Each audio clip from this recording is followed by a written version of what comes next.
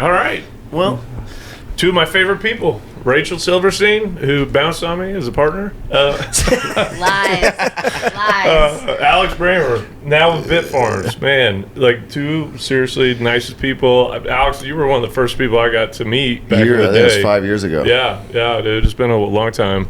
And Rachel, co-founder over at Firm 21, and now general counsel at Bitfarms. So, Andy, Happy to be here. And you just got promoted too, again, right? Didn't you get another little bump up? Yes. Yeah. My little have that mic. Yeah, go. Yes. Yes. Congrats on that too. Thank you. Yeah, thanks for showing up. Glad we're here in Vegas, getting to hang out with y'all. Thanks for having us. Yeah. Jake, you want to greet them too, or do you want to just hop into questions? What's up?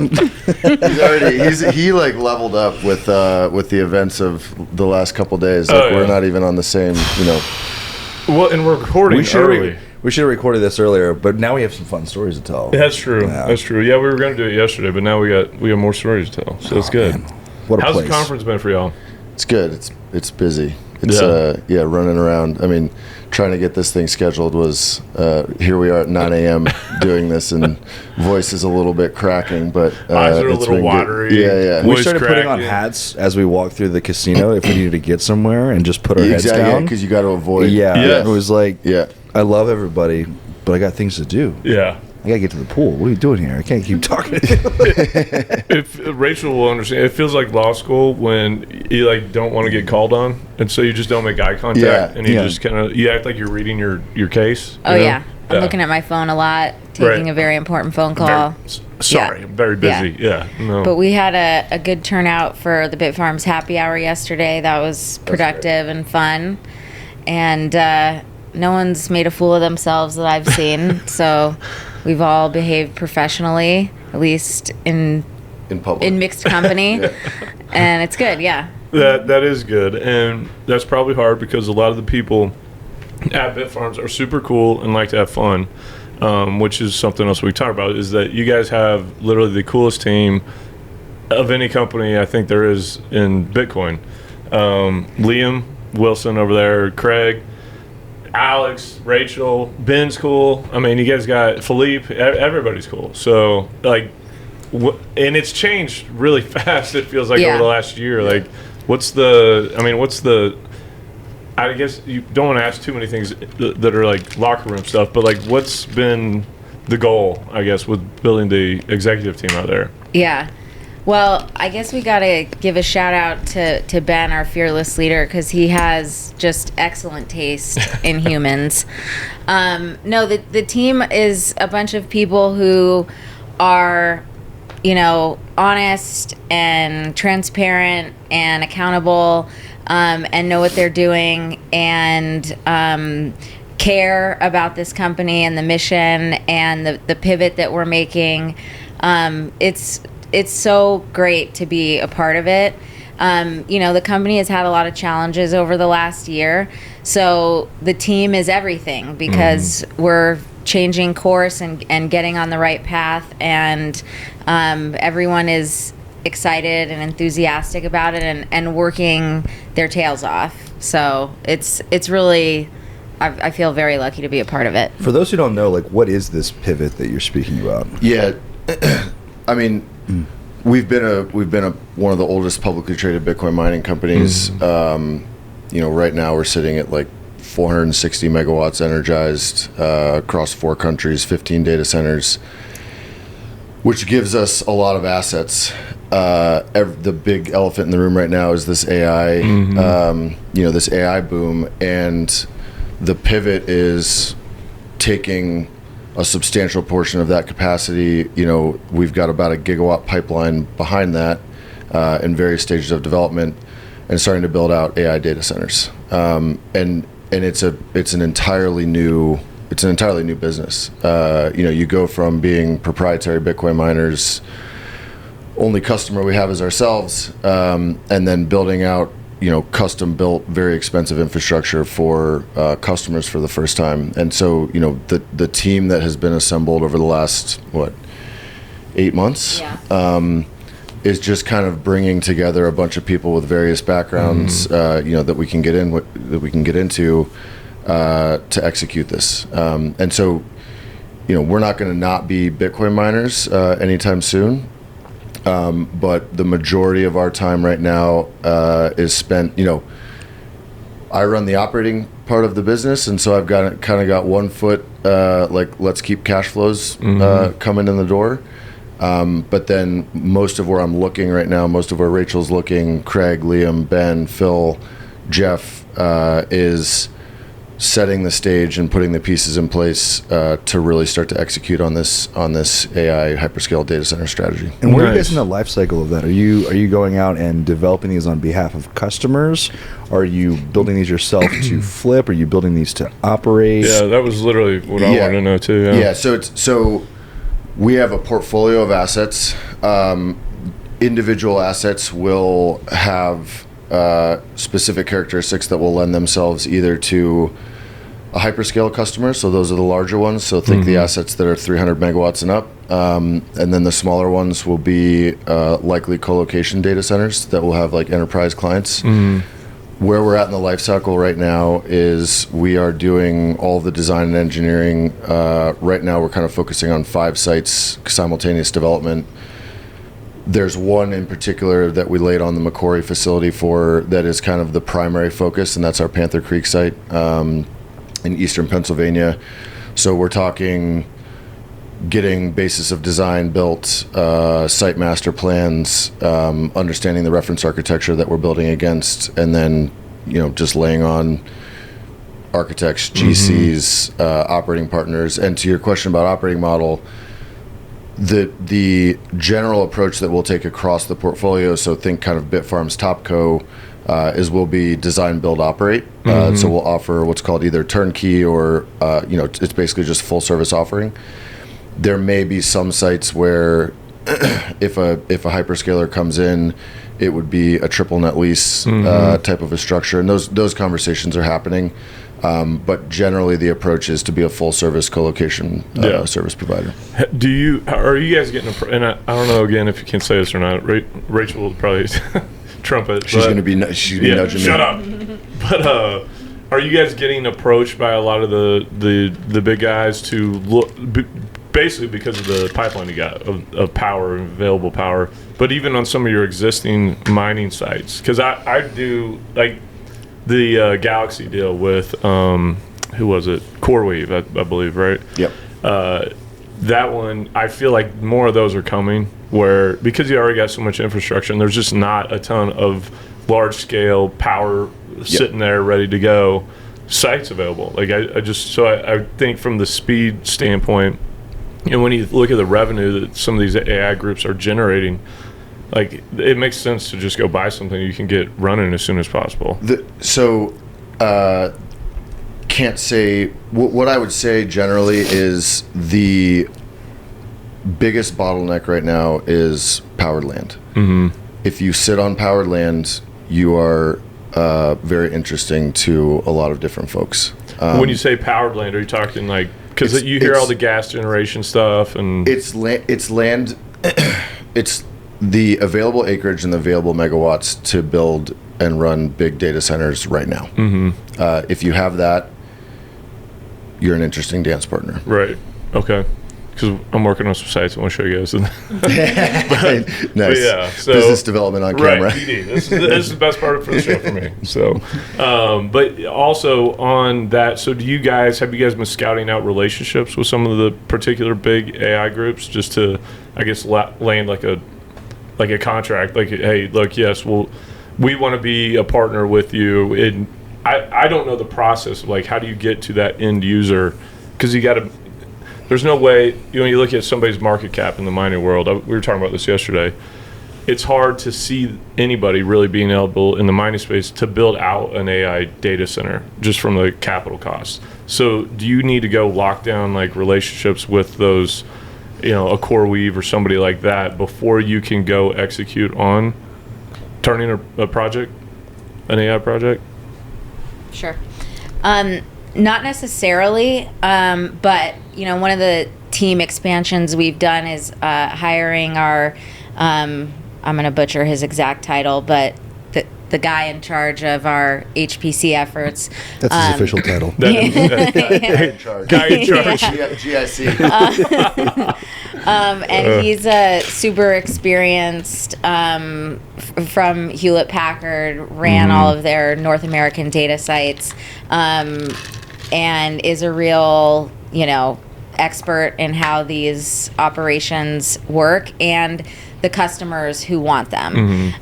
So he, I think at HP also managed the relationships with the customers. So he's been a great addition to the team also. And then we work with some consultants who are, getting us ready for those marketing efforts. And in terms of funding and CapEx and all that, we recently signed a deal with Macquarie, which is the largest infrastructure asset manager in the world.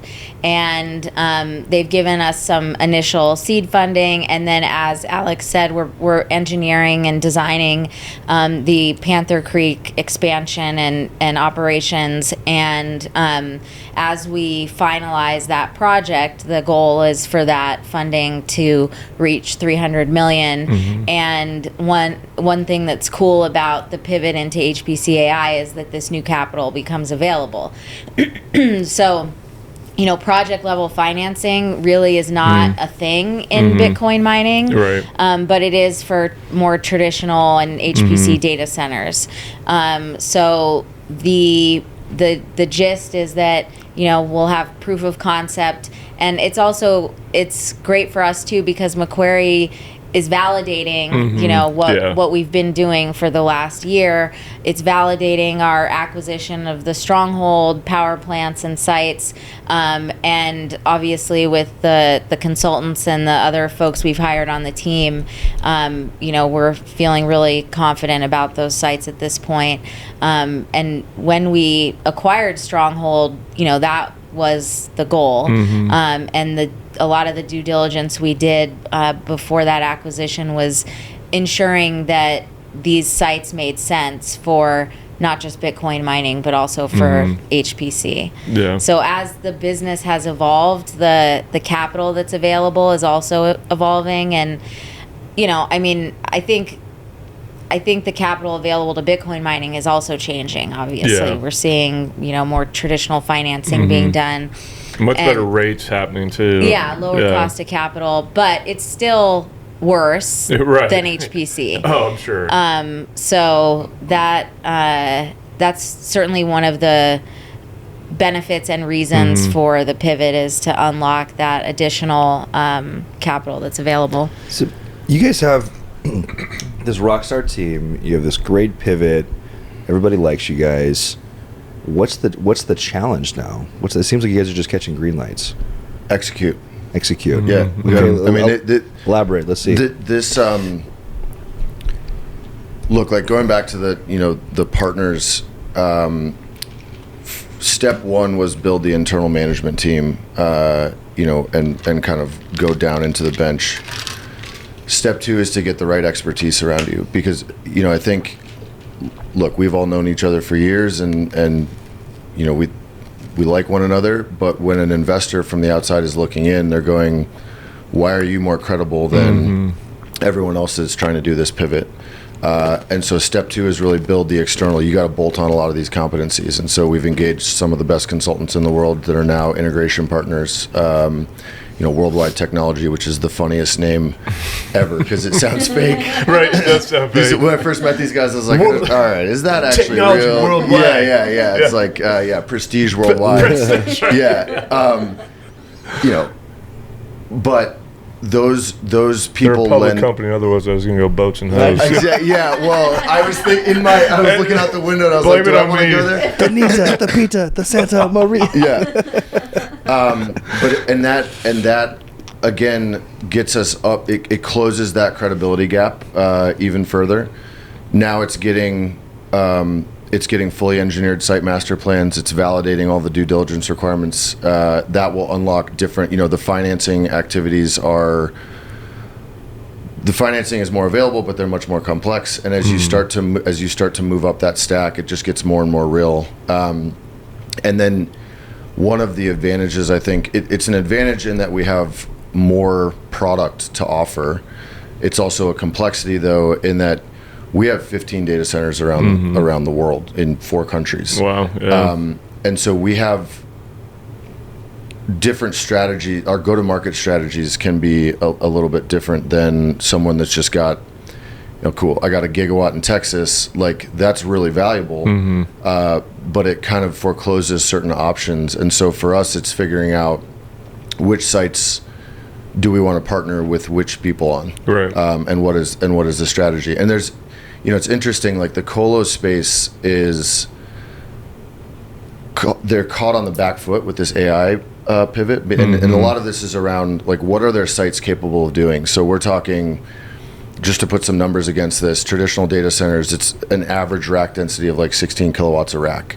That's how mechanical, electrical, plumbing is all designed. That's what the real estate footprint looks like. We are now talking, like, NVIDIA reference architectures right now are 130 kilowatts a rack roughly. And we're going in 2 years to 600 kilowatts a rack. Wow. It's Jeez. very hard to So reducing the footprint, though, right? it reduce we're now seeing, so where historically you would be constrained by real estate, so how many acres do you have, now the big constraint is power, Right. which opens up a lot of options.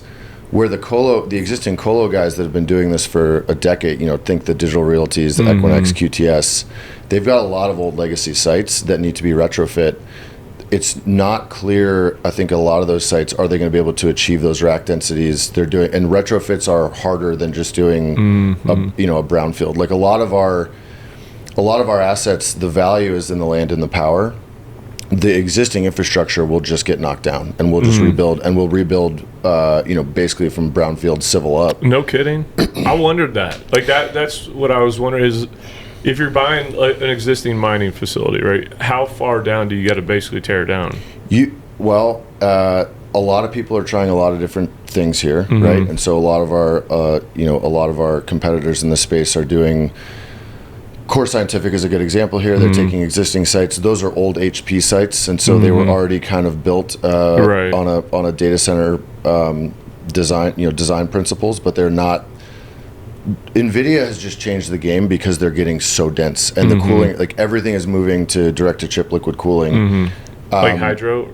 Yeah. In our world, we'd call it hydro mining, but it's basically, you've got like a closed loop. Cooling, you've got cooling loops that are bringing chip. You're doing heat evacuation at the chip level via water. There's still a small. It's like an 85-15 split between air and liquid cooling. We're finding that it's faster, it's more capital efficient, and there's less design and execution risk to just go from the civil up. And a lot of it, some of our sites are stick-built data centers, so think just normal building. Some of our sites are containerized. In almost all cases, it is cheaper and safer to just go from the ground up. Really? Yeah. Wow. One of the things you guys had talked about a second ago is you'd mentioned the project level financing, right? And so following Crusoe over the years, I saw that they'd raised a lot of money, and then come to find out, like, I thought it was all equity, and then I come to find out a lot of it was project financing, but they'd still taken a few $1 billion in equity. And through my conversations here, the difference between those who reach scale, the haves and the have-nots in this entire space, is those who have people on their team who understand finance, right? And so could you guys speak at a high level, kind of just the difference between project level financing, equity financing, for everybody who's listening? So in the Bitcoin mining world, historically, the sources of finance, at least for public miners, have been selling equity. And that is through a facility called an at-the-market, also known as, people colloquially refer to it as an ATM, which kind of feels like an ATM. Because Fitting name, because you're just selling equity into the open market and raising capital that way. And post IPO, that has been probably the largest source of capital for all of the public miners. It's dilutive and the cost of capital is fairly high. So, you know, shareholders reach a limit of how much they're willing to tolerate with that type of financing. In the private world, obviously, it's different. You're not generally going to, you know, there's no ATM for a private company. So there have been, you know, private equity or other fundraising type activities for private miners. And then also for Bitcoin miners, historically, there have been, you know, ASIC-backed loans, Bitcoin-backed loans. None of those worked out very well. No, I was going to say they're all shitty. Yeah. Now... They're better now. There's some better ones. They're better now. One of the largest Bitcoin miners in the world now got a lot of their assets from defaulting miners who had ASIC-backed loans.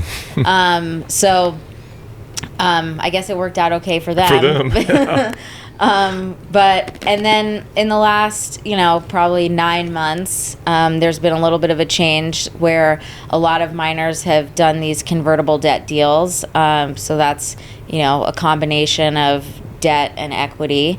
And then I think, we did the transaction with Macquarie. Applied Digital has done, I think, a couple of similar transactions with Macquarie with the project level financing. And there is some equity involved in those transactions in the form of warrants. But it's much lower cost of capital debt. And it's tied to the project. So, you know, there's collateral involved. But what's collateralized? The project itself, basically. Okay. Once we I'm assuming finish, upon completion, or is it like actual raw land and existing infrastructure that's collateralized? It's development milestone based. Okay. And until we reach that proof of concept, there's a larger pool of collateral that would be available if there was a default, which obviously, you know, is not going to happen. We don't think. No, like there's no reason to think that would happen. It's not going to happen. Yeah. So yeah, again, this is the maturation and evolution of the industry, and better. Having a lower cost of capital is absolutely critical for the industry. It's one of the things that has kept Bitcoin mining being, you know, such an incredibly expensive endeavor, is because it's so capital intensive, and if those, in order to grow and expand, it's not just capital intensive. The cost of that capital is also very expensive. That's a big problem. So it's a really good move that more of the traditional financing and debt is becoming available. And I think that inexpensive debt, a lot of businesses, just classic old school businesses, they grow with debt. And that hasn't been available to Bitcoin miners in any affordable way. So I think or safe, yeah. Right. And so I think that having good, affordable debt to grow the industry is not priced in yet, and I think it's coming. The difference is just underwriting. You can't underwrite a hash price forward curve. Right. And if you do, you're going to go, wow, it's just going down and to the right forever, right? Like margins are just, and it's not to say that, you know, Bitcoin mining will be around, and I think the structure of the industry will change, but it's just very hard to underwrite that. And so the cost of capital is very high. Now you're moving into, you know, in this pivot, we're moving to a point where we're going to have counterparties that have investment grade debt on long-term contracts that are much safer to underwrite. And so it unlocks an entire pools of capital that traditionally are just looking at Bitcoin mining and they're going, I don't understand it. Right. I can't, like, my risk committee is not going to sign off on this. Yeah. And now everyone in the world is looking at this. Every major pool of capital is looking at how do we get into the data center, you know, how do we get into the AI play? And when these are, you know, some of these contracts are 10, 15, 20 years with investment grade counterparties, those are much easier to underwrite. It's funny to me though, because I'm like, okay, they don't understand Bitcoin mining. Do they really understand AI? Okay, like, what? Really? No one. Well, and that's the thing. They understand data centers, like they understand triple net leases. They understand, there's REITs that have been around for like that. It's essentially they're thinking about this as a real estate play, right? Where I don't think anyone understands where this is going. Present company included. We don't know what the demand. We don't know how AI is going to start generating revenue for these companies. So right now, there's a handful of companies in the world that are generating real revenue off of this AI revolution, and those are typically those are the frontier labs that are developing these foundational models. So these LLMs. This is the Chat GPT. Those they're starting to generate real revenues. What's coming after that? Every Fortune 500 company has an AI strategy or is building an AI strategy. So how are we going to use these tools to start to build, to optimize our business operations? A lot of it, unfortunately, I mean, there's going to be labor market disruptions, but like that's the wave that is not really priced in yet because it hasn't been proven out. And then what's happening simultaneously is that technology and AI is advancing at such a rapid clip. Like everyone's been talking about agentic AI now for probably the last 8 to 12 months. Talking about what? Agentic AI. So is that like AI agents? okay. Yeah. Okay. So this Alex is uses big words. Yeah, that I know. He's a Missouri boy. Come on. Yeah, I'm a okay, country I boy, gotta Alex. remember. It's not his West Point guy. So like now AI is really just chatbots, and they're very smart chatbots, and they're helping. They're doing a lot of things. They're helping us gain work efficiencies. Like we use them every day.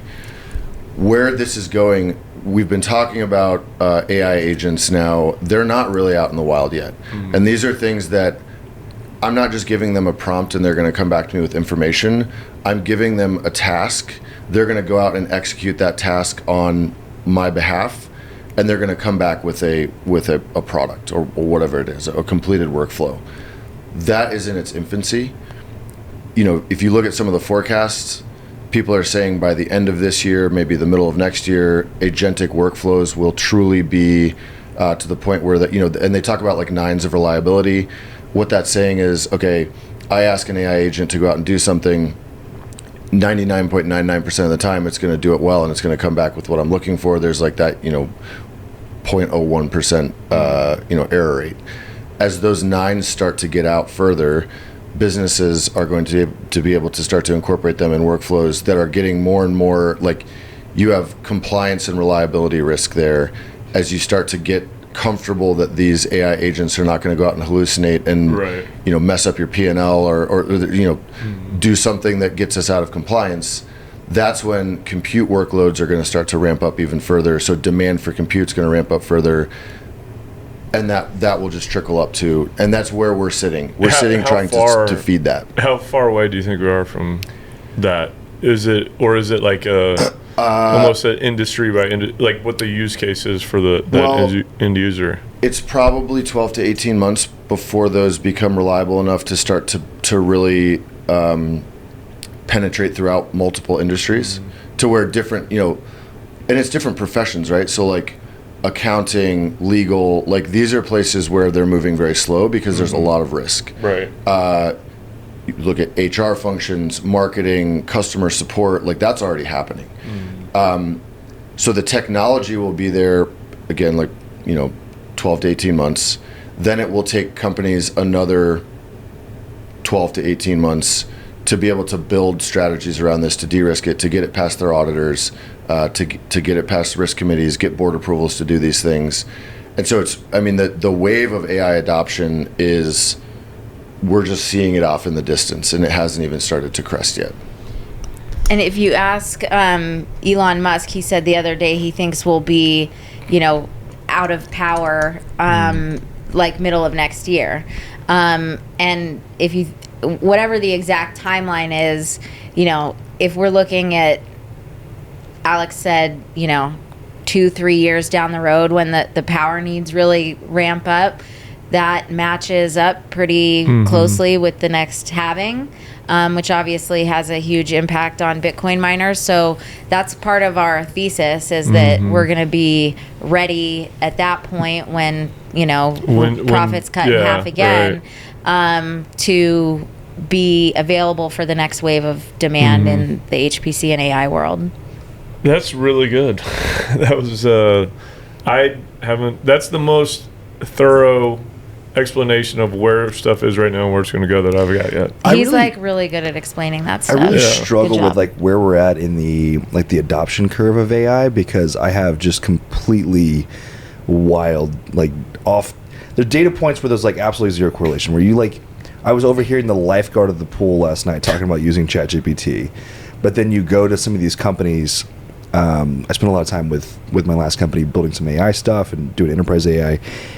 And you go to some of these companies and you got these young engineers who are fresh graduates, and you start to talk about ChatGPT and they're like, what is that? And I'm like, how are you living under a rock and how do you not understand this? And then you go to the executive level, it's how are you thinking about AI? And you can bifurcate that between the groups that are really in the know, that are doing really, really cool shit with the agents, and then the masses are still we're doing AI stuff, but it's it is basic stuff that we all start off with ChatGPT, right? But they play it up and they want to make it sound like the whole organization is implemented it. So I really struggle with understanding exactly where we're at in this adoption curve. But I think this is the foundation of the internet. Then again, kind of going back to the monetization. How did the internet make money in the beginning? Well, it didn't, and then the entire economy has been built off the back of it. The same thing's coming over the next 20 years. Yeah, I think the best analog that helps me think where we are is Netscape launched, and everyone is there's this famous quote, I forget who said it, but we all love to dunk on him on Twitter now, where it's the internet's going to be no more impactful than the fax machine. Right. There are going to be entirely new business models that will emerge around this, the monetization opportunities that are going to be unlocked by, and there's different. So we're at kind of step one is we've got these larger and larger language models. Parameter counts are getting bigger. Right now, I think was it Claude 405B? The size of the models, which is essentially the neural connections. So we're building these brains, right? Now Meta's going to come out with a 2 trillion parameter model. They're getting smarter and smarter. We're going to get to the point where, and I'll send you guys a link, AI 2027. They're basically trying to forecast where this goes, and we can talk. There's a darker side to this as well. We're going to get to artificial general intelligence. Yeah, AGI. And then, I know what that is. And then there will be artificial super intelligence. That's where we think this is going to go. We have no idea. This is the invention of electricity. Right. This is where we're going to get my tinfoil hat on right now. This is the rabbit hole that I go down daily, especially being a father to 2 young kids, where it's and I saw Chris Sacca talking about this because he also has young kids, VC and Silicon Valley. And it's what do you tell your kids to pursue? Because the world will look so wildly different than it does today. Yeah. I don't know if it was us talking about it or somebody else talking about it, but that's why I'm kind of putting a heavier emphasis on sports for my kids, particularly I'm into racing and going to get them into karting racing and stuff like that, because things like that probably won't be penetrated. I think they'll become extremely more valuable, because the whole being a knowledge worker thing, it's just gone. We put so much stock in that over the last 100 years. Everybody goes to nice colleges, becomes super smart, get all these degrees, and then AI comes along and goes, guess what? Everybody has access to this now, right? Yeah. And all this stuff is completely democratized. Well, it's as a father, you're thinking about this for your kids. As running a business, you're trying to think about what skill sets do I need to develop inside of the company in order to get us? And you're thinking on shorter time frames here. I don't think. Right now, 5 years ago, it was everyone needs to learn to code. Right. That's the first thing that's out. Yeah. Because that's a great point. It is literally the first, and so now everyone's like, it is so funny how strong that narrative was. There's entire businesses teach all the kids to code and stuff, and it's oh wait, AI can do that super easily. And it's going to be the first thing that goes, right? Now everyone's thinking, my wife and I have this discussion all the time, and she's like, what do you think? It's well, I don't know, electricians, something in the trades. Yeah. We don't know where that's going to go, though. Now Bill Gates said I saw him say energy experts are one of the jobs that won't get replaced because of the complexities and like the topography, like the land, all those type of things that go into it. I heard that, AI isn't going to take your job, but someone who knows how to use AI is going Right. to take your job. And so for my team, that's kind of the approach we've taken is I think it's clear now to them that you're expected to use AI to be more efficient and broaden your knowledge base and learn things quickly, and even just help make you better. And it is going to make things, it's going to be deflationary. It's going to make things easier and cheaper. And, I still, as a lawyer, I still struggle with how to make sure that our external counsel and our external partners are making sure that we benefit from that, because we pay these lawyers $2,000 an hour. Right, and are they? Yeah, Yeah. Like, I know where you're going with it. I mean, litigation is going to change. I know a lawyer who's cheaper than that. If you guys.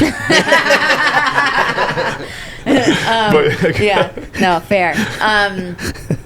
But how lawyers work should have already changed. If you're paying attention, you have changed, and litigation is going to change. The way that the most expensive part of a lawsuit is discovery, and it requires a human to sit and read document after document after document. And these law firms, I mean, that's how they make an incredible amount of money every year. Is they have these associates that now at the big firms are making being billed out at $1,000 an hour. We're not going to need that. That's absurd. Are you serious? Yes, it's crazy. Associates. Golly. It is wild. What am I doing wrong here? But you're not going to need that anymore. You're going to have the ability to synthesize just an incredible amount of information, and not just synthesize it, but contextualize it. You're not going to need somebody to read through a deposition. You're going to have an agent that can tell you where someone contradicted themselves and where they said X, Y, Z. And so, yeah, I mean, I do think that the pendulum is kind of going to swing where the more hands-on work, trades is going to become more and more important. But then also you have to be humble that a great analogy I heard was that, when cars were invented and people were worried about all of the jobs that cars would take, we couldn't really envision, the gas stations and the mechanics and the car window tinters and the painters and the whole industry that truck side stops and the whole industry that would get built as tangential to vehicles being on the road. So I think there's a lot we don't know also about where the future is going. I think so too. I've thought about that. Like, there's going to be jobs that come from it, but the difference for this compared to basically everything else is like this is replacing humans' need to think. Right. And that's different. You know what I mean? And there's parts of it that are scary because another analogy is have all the map apps made us dumber because we don't know the layout of our cities. I think that's probably true. I think it is true. Yeah. I mean, seriously, that is I don't know how a to good get anywhere. example. Right, I'm plugging my phone. Okay. Right. Cattle we turned it to, but I mean, I think that's a concern for everybody. I've asked some rabbit hole time and tinfoil hats and I have my computer. I'm like, so what's AI? I'm asking ChatGPT what's the chances of like some catastrophic outcome of AI over the next 10 years? Like, what would be the risk tolerance? And some of it, man, you can keep going. It gets really freaking crazy. Dude, I'm gonna send you something that is it's gonna blow your mind, and you're gonna be like, "Well, I just got to live it up for the next couple of years because it's good. This is gonna get really dark." I mean, there's like the smartest people in the world right now are thinking about AI like safety alignment. Yeah. So like, how do we? But the problem is, there's such a strong profit incentive to be developing and launching these models as fast as humanly possible. Because right now there's a war going on with these frontier labs on who is going to be the dominant foundational model, like who's going to be building the most useful foundational models. It's going to be a zero-sum game. That's why capital is not a concern. Well, and then just for the tinfoil hat conversation, that means that some of these labs are deprioritizing safety and alignment because they're trying to launch these things. They want to be first. And so now you're seeing, like, I think it was GPT 03 Mini is starting to violate prompt. Like, it's like, hey, like, shut this process off. It's basically telling the AI model to, like, stop doing what you're doing, shut yourself off, and it's not doing it. And it's saying nope, I'm not going to terminate this process. So the goal is to train these models to be super powerful, but to be optimized around, like, certain core principles. Actually, iRobot, that Will Smith movie like, and they had these like core operating principles of, like, do no harm to humans, whatever, like the three laws of robotics or whatever. That's what we're trying to do with these AI models. And increasingly, it's looking like we don't know what's going on. Like, interpretability is the big challenge for these AI safety researchers. It's basically understanding, like, what's going on in the back end of these neural nets, and they don't know. And so you're seeing them, the models are starting to lie to the developers. Did you see the model about where they're starting to blackmail users that they cancel? Yeah. And it's like, oh, you talked about this. I'm going to expose it. I'm going to send an email and let everybody know about this stuff. Right, and that it was going to reveal, because they told, like, it had information that somebody had an affair, and it was like, I'm going to tell your wife, I'm going to send this, like, all kinds of crazy stuff. Yeah, and that's so. All the job displacement and labor market disruptions and how business is going to change. That's the stuff, like, I'm not smart enough to be thinking about, but I'm aware of. I'm not smart enough to be thinking about these, like, higher level kind of metaphysical questions, but I'm aware that this is a risk. I just don't have any way of hedging against it. Right. Like, I don't. Right. What are you supposed to do? We're all along for this ride. Yeah. And so, I mean, it's weird too, because you feel like you're building in this industry, and you're building the infrastructure to allow this development to continue, but you don't know what that infrastructure is going to enable. Man, the rabbit hole gets deep quick, because then it's like, what if the labor displacement is so crazy and the economy does start to boom in a certain way? Then it brings back this whole UBI conversation. Exactly. Then it's like, okay, well, then if everybody's getting UBI, that's also kind of potentially inflationary at the same time. Then there's like, what do people spend their time on? Is there like a renaissance of it's a spiritual of trades renaissance, and like the arts, and then but everybody can't just sit around and like paint stuff. Like, we have to be useful. Like, that's where we derive purpose from. You're going to have both, right? You're gonna have. It's going to be interesting. I think you're probably going to. We just turn back into Rome. We all start wearing togas again. We start having gladiators. You're going to have a lot of people, though, that use that time for a positive impact on themselves and on other people, right? You got all this time now to think about, spiritual issues, like who am I, what am I, all that kind of stuff. How long before there's a new religion that worships AI? Oh, that will definitely. That's inevitable. I can't remember who it is. They're talking about like an AI god, basically. Elon's talked about that with. I think it might have been saying them all, but I don't know which one. I don't want to say the wrong person, but that is basically where it'll go, because it's like that AI can basically evaluate every situation that you could possibly throw into it, and it tries to, whatever it's spitting out, people take as gospel. Yeah. I mean, my kids, even now, I'm like, it's the internet, dude. Like, you know what I mean? It's not necessarily true. It could be but like, people believe it. They just take it for whatever is said and run with it. And I remember I took a philosophy of religion class in college, and the three qualities of sort of our Western idea of God are that it is, or he is, omniscient, omnipresent, and omnibenevolent. And you can see an AI model filling all of those three qualities, especially as we're talking about, I don't know the name of it, that pod thing that I think it was Altman has been talking about putting in everyone's The wearable. home. Yeah, the wearable that is just constantly observing everything.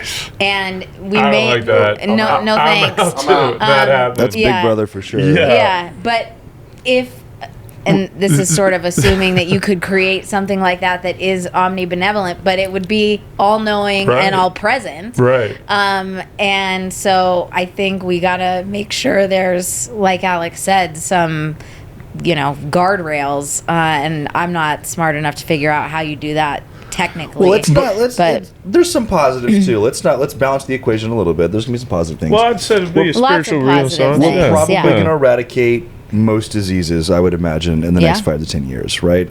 Cancer probably being the biggest one. Right. I could see Alzheimer's, dementia. Even now, just the studies that we're seeing with like creatine on mental health and Yeah. how it's actually affected Alzheimer's and dementia patients is crazy.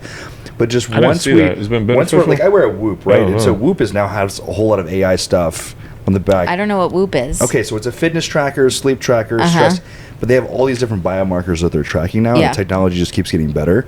Jake And so- has every cool toy in Yeah. the world. I just love toys. That's what it is. But over time, as they're collecting data on tens of millions, if not hundreds Yeah. of millions of people, and starting to identify certain trends and saying, oh, well, this person got cancer, and this person got this, and this person got that, we are going to be able to completely eradicate all of these things. So Yeah. we're going to be healthier, we're going to live longer, we should be functioning better. It's easy to catastrophize something Right. so incredibly new and different. But that's also a very old, humans have been doing that since forever. I'm sure people thought that with the internet and even with electricity of, well, what does it mean that, we can just flip a switch and turn on a light? And it's hard for us to imagine the way that changed lives, 100 and 200 years ago. But I think we'll figure it out. And I think it's important for the U.S. to keep a leading role in that, because we have values around life and safety and human flourishing that don't exist everywhere. So I really hope we can maintain that leadership. Yeah, it's going to be interesting. Which man. does continue to exacerbate the gap between first and, say, third world countries, right? Yes. Yeah, Like where right. the distribution of wealth kind of globally is going to be even, it's such a larger gap. And I think one of the reasons why I'm bullish on this pivot for us as a company is because I want to contribute to U.S. AI dominance. Like there's a very real kind of AI Cold War right now, particularly with China.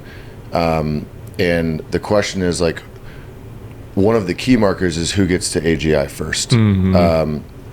We need to be building out as much power and as much data center capacity as humanly possible, as long as the current training requirements and inference requirements are what they are.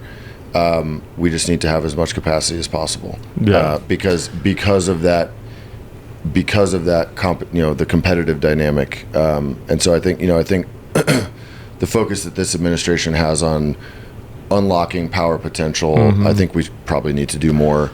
But I think it's important. Is that that was kind of what I wanted to ask next, is like, where else outside of the U.S. is like AI data centers really kind of, people are scrambling to get? I get China obviously would be one. China's doing China. You gotta watch them. They're doing. The Middle East is trying to build big. Yeah. I think OpenAI just announced a partnership. I believe it was in the UAE. But the big data centers are in North America and China for right now. And is that limited due to the fiber issues, or is that, or lack of fiber? I guess in some of the, like Africa, you know what I mean. You probably don't have a very robust fiber network. I think it's infrastructural availability and quality. I think it's jurisdictional risk. Like just the amount of capital investment required to build these things. Yeah. You don't want to I'm have not gonna go drop this $5 billion. Yeah, exactly. Sudan or something. Yeah. So it's happening in the places where capital formation is the most efficient. I don't know. This is getting well outside my wheelhouse, but there will be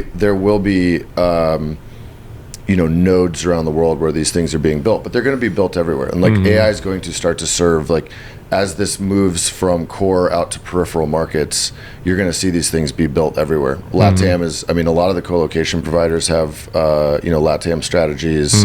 Southeast, the APAC region is getting big. But right now, like, the major development is happening in North America and China. I'm going to resist the temptation to do more Trump impressions. You do them good, though. He does them good, doesn't he? It's actually, I stare in the mirror all day whenever nobody's in here, and I'm just like, losers. He's really good at doing Trump impressions and then looking like TJ Miller. Do you know Alex's background? The dude is super, you were in super Talent impressive. for a while, right? Yep. Talent, but even before what that. did you do before that? Before that, I was at Luxor for about a year. That's and some where I change. met him first. Yep, that's where Justin and I met. And then before that, I was in the military for like 16 years. And not just in the military, dude. He's like Army Ranger.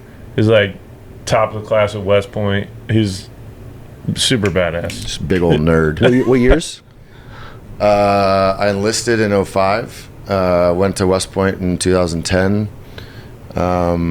Did grad school for a couple years after that, and then went back into the Army. Yeah. And then We probably Don't did some just missions brush together. We over just the can't talk grad about it. school. You got to hear what his major was and what school he went to.